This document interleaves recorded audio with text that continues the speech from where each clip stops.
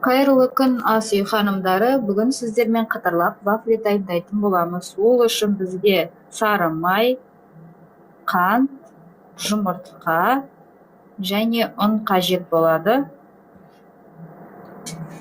Бөлме температурасындағы сары майға қантымызды қосып, араластырып аламыз.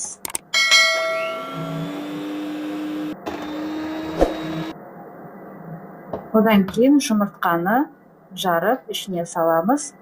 Достар, сіздер қолмен араластыратын болсаңыздар, жұмыртқаны бір-бірден бөлек араластырған дұрысырақ болады. Менде миксермен араластыратын болғандықтан барлығын бірге сала беремін. Видеоны соңына дейін көріңіздер, ұнаса сіздерге тіркеліп кетуді ұмытпаңыздар.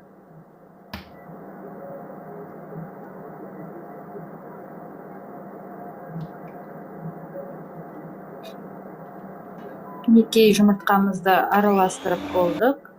Енді алдын ала електен өткізілген ұнымызды қосып,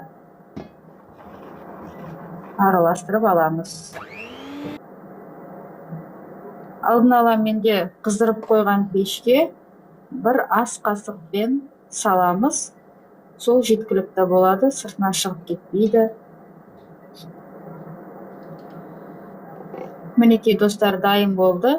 Енді осындай өзінің арнайы ыдысымен орап қоямыз. Егер ыдыстарыңыз болмаса, қолмен орай берсеңіздер де болады.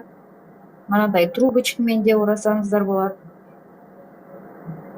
Мінекей өте әдемі қытырлақ болып пісіп шықты. Мен ішіне салмасына қолдан дайындалған балмұздақтан ішіне салдым. Оны келесі видеомнан көре аласыздар. Сау болыңыздар.